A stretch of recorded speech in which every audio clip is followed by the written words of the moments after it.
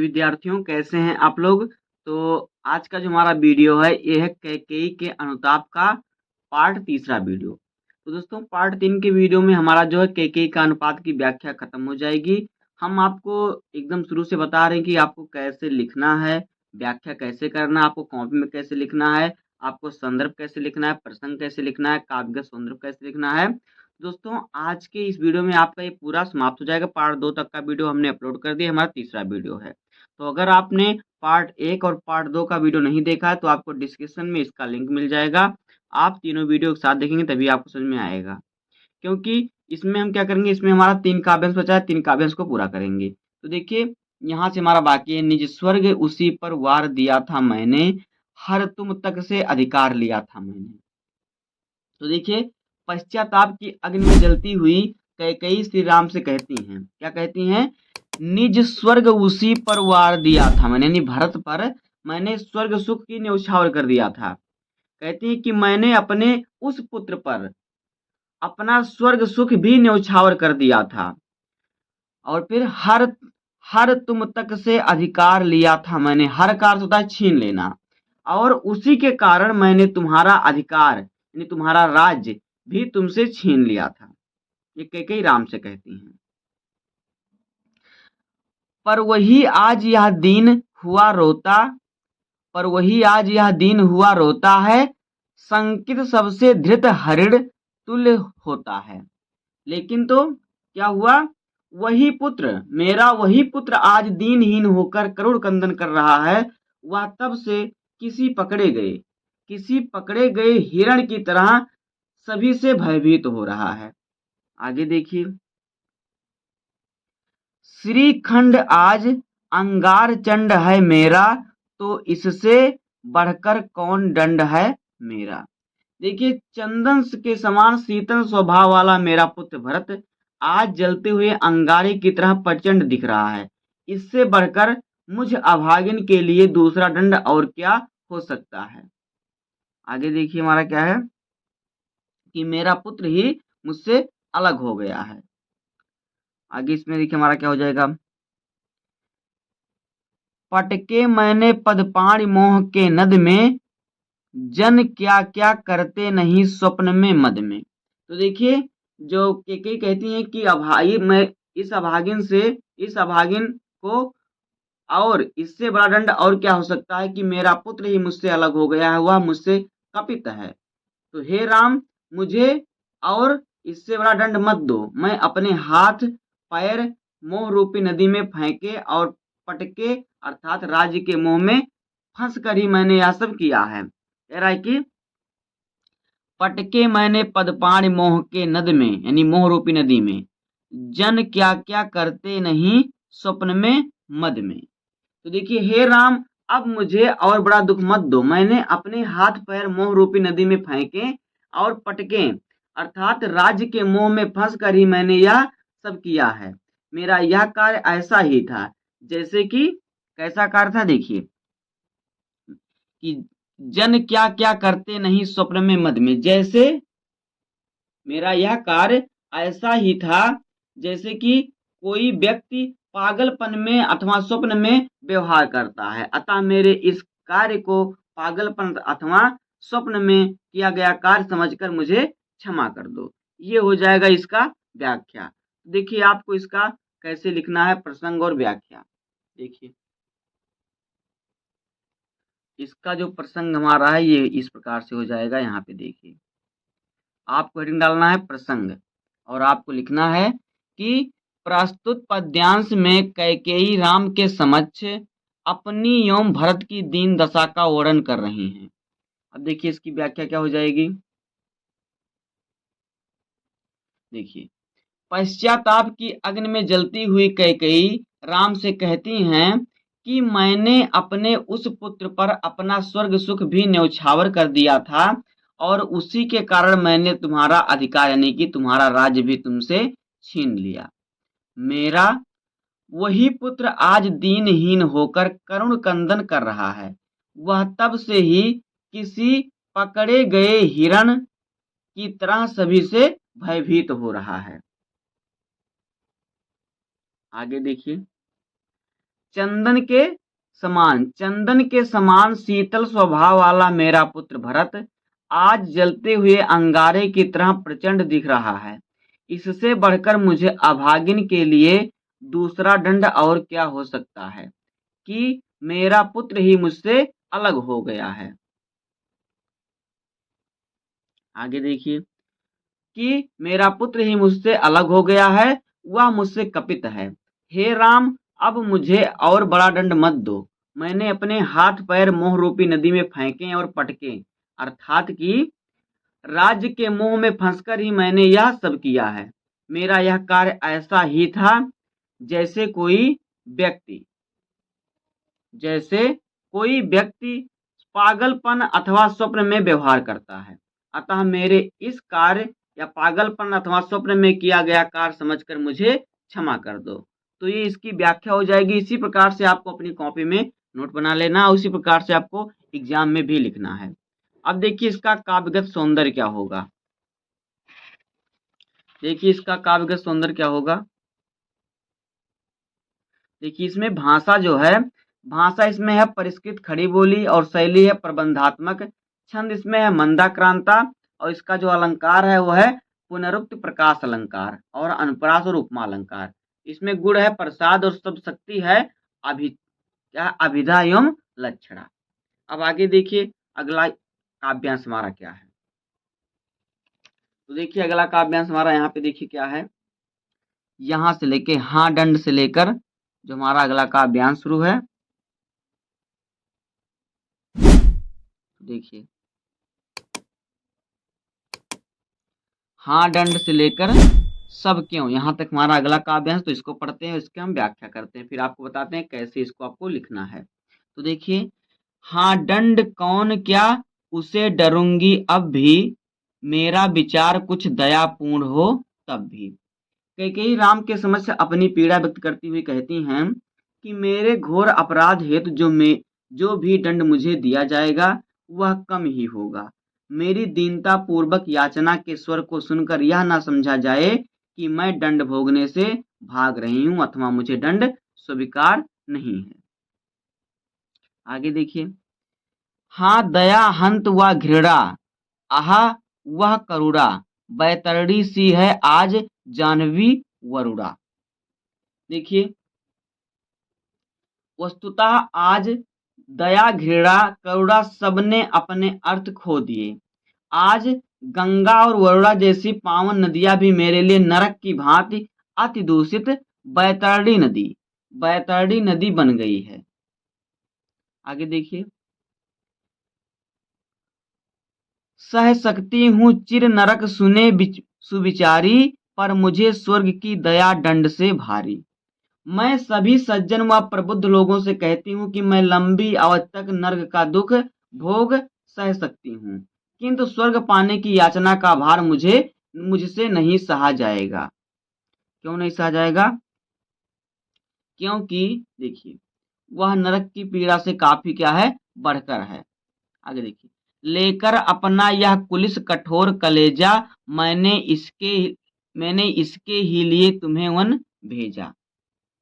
कैकेयी आगे कहती है कि हे राम, मैंने जिसके यानी भरत के लिए अपने हृदय को वज्र सा कठोर बनाकर तुम्हें वन में भेजा और आज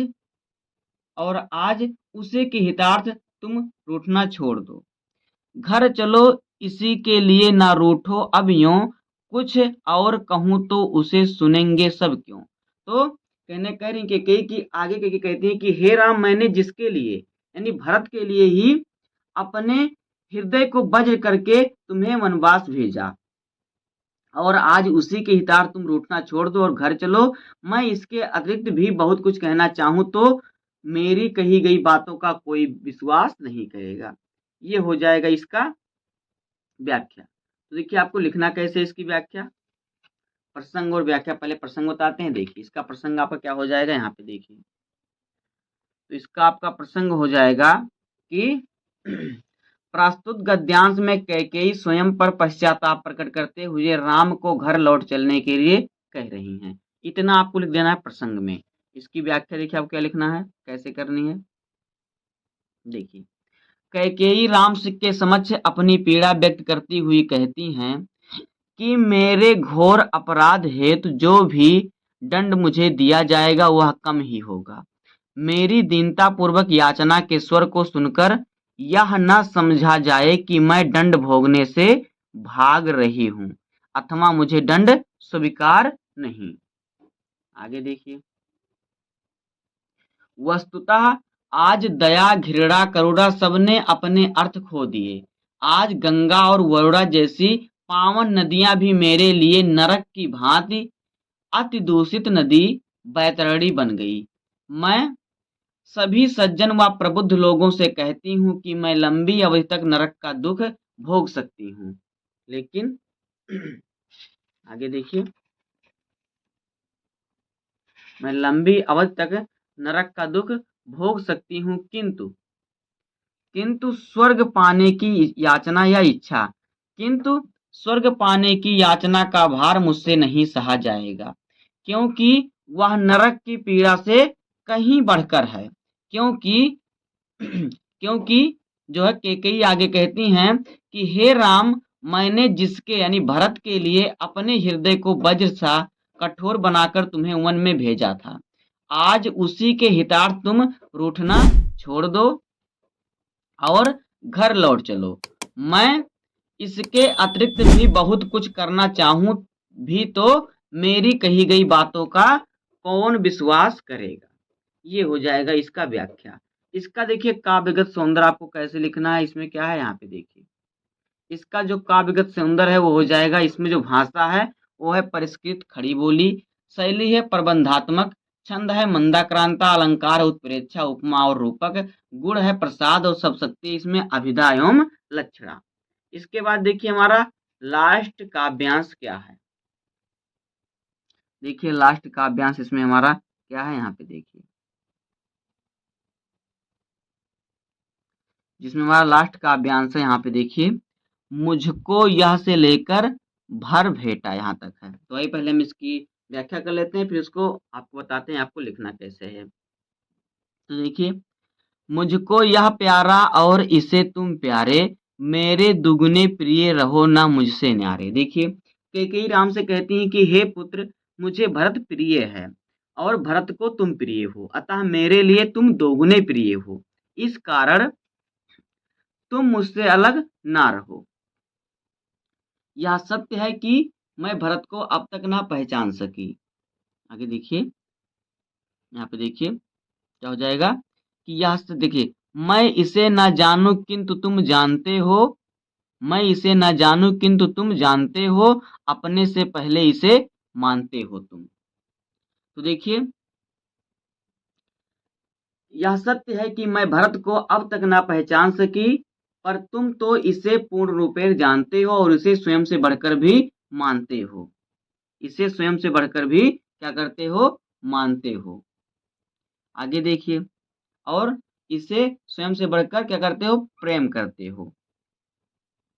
तुम भ्राताओं का प्रेम परस्पर जैसा, यदि वह सब पर यों प्रकट हुआ है वैसा। तुम दोनों भाइयों के आपसी प्रेम की अभिव्यक्ति के प्रभाव से आज मेरे पाप का दोष भी पूर्ण के संतोष में परिणत हो गया है। आगे के कहती हैं कि तो पाप दोष भी पूर्ण दोष है मेरा, मैं रहूं पंकिला पद्य कोश है मेरा। कि कीचड़ के समान होने पर भी मुझे इस बात का संतोष है कि मैंने अपनी कोख से कमल रूपी रत्न भरत को जन्म दिया है। आगे देखिए, आगत ज्ञानी जन उच्च भाल से लेकर समझावें तुमको अतुल युक्तियां देकर। देखिए, भविष्य में ज्ञानी लोग तुम दोनों भाइयों के प्रेम को तरह तरह से प्रमाणित करेंगे और उसे श्रेष्ठ सिद्ध करेंगे, और ऐसा होना भी चाहिए। किंतु एक विवश माँ के लिए इन तर्क वितर्कों का भला क्या महत्व है। इस धैर्यहीन माँ की तो अब बस एक ही इच्छा है। क्या इच्छा है देखिए, मेरे तो एक आधीर हृदय है बेटा, उसने फिर तुमको आज भुजा भर भेटा। कि तुम दोनों पुत्रों को सदा अपनी आंखों के सम्मुख देखें और अपने से कभी दूर होने ना दें। आज इस माँ का अधीर हृदय तुम्हें अपनी बाहें फैलाकर तुमसे विनती कर रहा है कि अयोध्या लौट चलो। तो दोस्तों बस इस प्रकार से हो जाएगा केकेई के अनुताप का पूरा चैप्टर का व्याख्या। तो देखिए इसका प्रसंग और व्याख्या आपको कैसे लिखना, इसका काव्यगत सौंदर्य क्या होगा, आपको कैसे कॉपी लिखना, कैसे नोट बनाना, ये देख लीजिए। तो देखिए प्रसंग इसका हो जाएगा कि कैकेयी स्वयं को दोषारोपण करते हुए राम से अयोध्या लौट चलने के लिए विनती कर रही इस काव्यांश में। अब देखिए इसकी व्याख्या आपको कैसे लिखनी है। देखिए कैकेयी राम से कहती हैं कि हे पुत्र, मुझे मुझे भरत प्रिय है और भरत को तुम प्रिय हो, अतः मेरे लिए तुम दोगुने प्रिय हो। इस कारण तुम देखिए इस कारण तुम मुझसे अलग ना रहो। यह सत्य है कि मैं भरत को अब तक ना पहचान सकी, किंतु तुम तो इसे पूर्ण रूपेण जानते हो और इसे स्वयं से बढ़कर प्यार करते हो। तुम दोनों भाइयों के आपसी प्रेम की अभिव्यक्ति के प्रभाव से आज मेरे पाप का दोष भी पूर्ण के संतोष में परिणत हो गया है। कैकेयी आगे कहती हैं, देखिए कैकेयी आगे क्या कहती हैं, आगे के कहते हैं कि कीचड़ के समान होने पर भी मुझे इस बात का संतोष है कि मैंने अपनी कोख से कमल रूपी रत्न भरत को जन्म दिया है। भविष्य में ज्ञानी लोग तुम दोनों भाइयों के प्रेम को तरह तरह से प्रमाणित करेंगे और उसे श्रेष्ठ सिद्ध करेंगे और ऐसा होना भी चाहिए। किंतु एक विवश माँ के लिए इन तर्क वितर्कों का भला क्या महत्व। इस धैर्यहीन माँ की तो अब बस एक ही इच्छा है। क्या इच्छा है कि तुम दोनों पुत्रों कि तुम दोनों पुत्रों को सदा अपनी आंखों के सम्मुख देखें, अपने से कभी दूर ना होने दें। आज इस माँ का अधीर हृदय तुम्हें अपनी बाहें फैलाकर तुमसे विनती कर रहा है कि अयोध्या लौट चलो। अब देखिए इसका काव्यगत सौंदर्य क्या हो जाएगा। देखिए इसका जो काव्यगत सौंदर्य, इसमें भाषा जो है वह परिष्कृत खड़ी बोली, शैली इसमें है प्रबंधात्मक, छंद है मंदाक्रांता और अलंकार है पुनरुक्ति प्रकाश एवं अनुप्रास और उपमा अलंकार है। इसमें गुण है प्रसाद और शब्द शक्ति, इसमें अभिधा एवं लक्षणा है। तो इस प्रकार से ये इसका जो हो जाएगा प्रसंग व्याख्या और काव्यगत सौंदर्य हो जाएगा। एक आधीर हृदय है बेटा, उसने फिर तुमको आज भुजा भर भेटा। कि तुम दोनों पुत्रों को सदा अपनी आंखों के सम्मुख देखें और अपने से कभी दूर होने ना दें। आज इस माँ का अधीर हृदय तुम्हें अपनी बाहें फैलाकर तुमसे विनती कर रहा है कि अयोध्या लौट चलो। तो दोस्तों बस इस प्रकार से हो जाएगा कैकेयी के अनुताप का पूरा चैप्टर का व्याख्या। तो इस प्रकार से हमारा जो वीडियो है ये पूरे चैप्टर का 3 पार्ट में बना हुआ है। आपको एक-एक करके तीनों पार्ट को देखना है। अगर आप तीनों पार्ट देख लेंगे तो आपको हर एक शब्द का, हर एक काव्यांश का आपको संदर्भ, प्रसंग, व्याख्या अच्छी तरीक़ा से समझ में आ जाएगा। तो बस आज की इस वीडियो में इतना ही। उम्मीद करता हूँ आपको वीडियो पसंद आया होगा। अगर आपको वीडियो पसंद आया तो वीडियो को लाइक कर दीजिए, चैनल पर सब्सक्राइब कर दीजिए और वीडियो को दोस्तों के पास शेयर कर दीजिएगा, एक प्यारा सा कमेंट कर दीजिएगा। मिलते हैं किसी नेक्स्ट वीडियो में, तब तक के लिए धन्यवाद। जय हिंद।